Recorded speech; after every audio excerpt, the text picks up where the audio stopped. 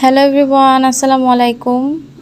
আশা করছি আপনারা সবাই ভালো আছেন। আমরাও আলহামদুলিল্লাহ ভালো আছি। তো আজকে আরও একটি ব্লগ নিয়ে আপনাদের সামনে চলে আসলাম। আর আজকে ব্লগটা শুরু করছি সকাল থেকে।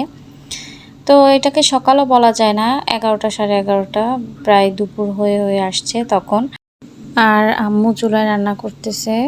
আর এখানে আমি সারা আর জোহরার জন্য রান্না করতেছি বরবটি আলু দিয়ে মাছ। আর এখানে দেখুন আমি যে মাছগুলোকে ভেজে নিয়েছি, হালকা করে ভাজা দিছি, বেশি ভাজলে আসলে খেতে অতটা ভালো লাগে না।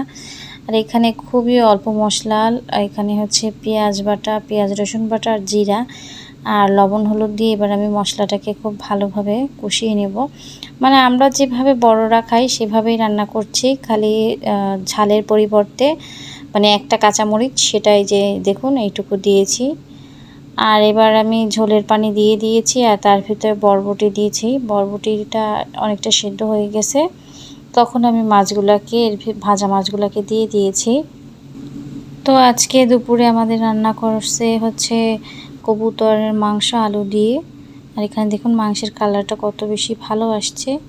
আর এখানে হচ্ছে কবুতরের মাংসটা একটু ঝাল ঝাল না হলে ভালো লাগে না, তো ছোট মানুষ ওরা এর জন্য আর কি ওদের জন্য আলাদা করে রান্না করছে। আর এই যে দেখুন ওদের মাছ রান্না শেষ।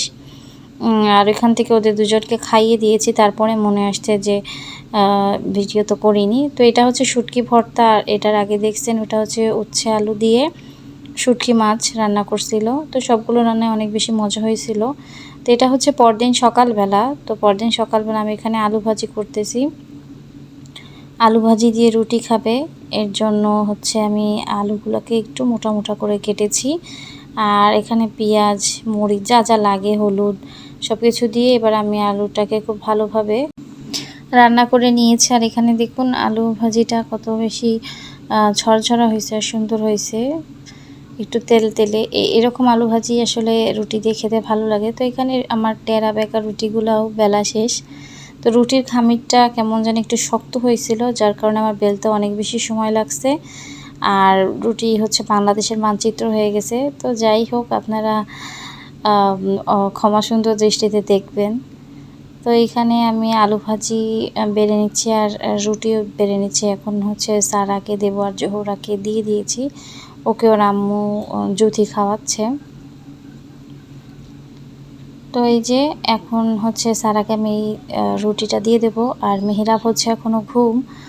তো ও ঘুম থাকতে থাকতেই চেষ্টা করে অনেকটা কাজ এগিয়ে নেওয়ার জন্য, কারণ ও হচ্ছে ঘুম থেকে উঠলে আসলে সব মিলিয়ে পেরে ওঠা খুবই অসম্ভব হয়ে পড়ে। তো এখানে দেখুন ওরা হচ্ছে খেলতেছে। আর এই যে আমি সারাকে দিয়ে দিলাম, কিন্তু দিলে কি হবে, এই রুটি আবার আমাকে খাইয়ে দিতে হবে। তো এখানে দেখুন গরমের জ্বালায় জোহরা তো মানে কি বলবো, মাথায় প্রচুর গরম লাগতেছিল, তাই ভাবলাম যে জোহরাকে টাক করিয়ে দিই। তো ওর আম্মুও বললো ঠিক আছে দেওয়া যাক। তো এখানে দেখুন এটা এটা হচ্ছে এক এক জায়গায় এক এক পাতা বলে। আমাদের এখানে হচ্ছে এটাকে খুদখুশির পাতা বলে, আবার বইয়ের ভাষায় এটাকে কালোকেশি পাতাও বলে। তো এটা হচ্ছে মাথার চুল গজাতে সাহায্য করে, আর হচ্ছে মাথাকে ঠান্ডা করতে অনেক বেশি সাহায্য করে। আর এই পাতাটা বেটে রস করে তেলের সঙ্গে জাল করলে তো এটাকে মহা ঔষধ বলা যায় চুলের জন্য। তো এখানে দেখুন জোহরার মাথায় এটা হচ্ছে লাগিয়ে দিচ্ছে। আর এখানে দেখুন ওর মাসুম চেহারা কীভাবে তাকিয়ে আছে। আর বাচ্চাটা এত বেশি লক্ষ্মী, মানে আমি চুল কাটতেছি ও একটু নড়তেছে না, যেরকম বলতেছি সেরকম হচ্ছে বসে আছে। তো এখানে যদি আমার সারা হইতো তাহলে চিল্লা পাল্লা তো করতো, আরও তাকে ঘুষ দেওয়া, চকলেট ললিপপ কত কিছু দেওয়া লাগতো। কিন্তু জোহরা চুপচাপ মানে একদম বসে আছে, কোনো একদম নড়াচড়া না, একদম শান্ত ভদ্র একটা মেয়ে। তো আমার খুবই ভালো লাগছে ওর চুল কেটে, আর ও হচ্ছে খুব ভালোভাবে বসেছিল। তো এখানে দেখুন এখানে আজকে হচ্ছে অনেক কিছু রান্না করা হচ্ছে। তো এখানে আলুগুলাকে লবণ হলুদ দিয়ে তেলের মধ্যে খুব ভালো করে ভেজে নিচ্ছে। আর এখানে পরবর্তীতে পেঁয়াজ কুচি আর কাঁচামরিচ দিয়ে রান্না করে নেবে। তো এখানে পরবর্তীতে অন্যান্য মশলাও দেওয়া হয়, কিন্তু দুর্ভাগ্যবশত আমি সবগুলো ক্লিপ আর কি উঠাতে পারিনি। আর রান্নাঘরের কাজ চলতেছে, তো সব কিছু উল্টাপাল্টাভাবে আছে। তো আশা করছি আপনারা ক্ষমা সুন্দর দৃষ্টিতে দেখবেন। আর এই যে গাবলার ভিতরে এই মাছগুলা, এটাই হচ্ছে রান্না করা হবে। আর ওই অন্যান্য যে মাছগুলা, সেগুলা হচ্ছে ওই যে প্লেটের ওই মাছগুলা হচ্ছে রেখে দেওয়া হবে পরবর্তীতে রান্না করার জন্য। তো যারা যারা এই পর্যন্ত আমার ভিডিওটি ধৈর্য সহকারে দেখছেন তাদেরকে অসংখ্য ধন্যবাদ। আমার ভিডিওটি সম্পূর্ণভাবে দেখার অনুরোধ রইল। আশা করছি আজকের ভিডিওটি আপনাদের কাছে ভালো লাগবে। তো এখানে দেখুন মাছের তরকারি দিয়ে আমরা ভাত খাচ্ছিলাম দুপুরে, তো সেই ক্লিপটাই নিয়েছি।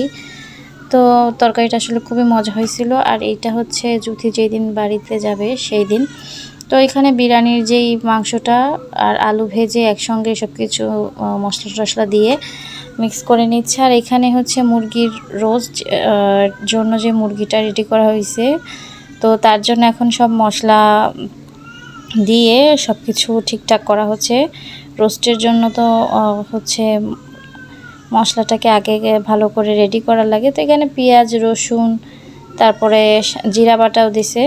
আর এখানে হচ্ছে টক দই, টমেটোর সস, আর হচ্ছে এখানে দিয়েছে রাঁধুনি যে রোস্টের মশলা সেটা। তো এখানে দেখুন জোহরা খুব মনোযোগ সহকারে দেখতেছে আর আম্মু কী করতেছে।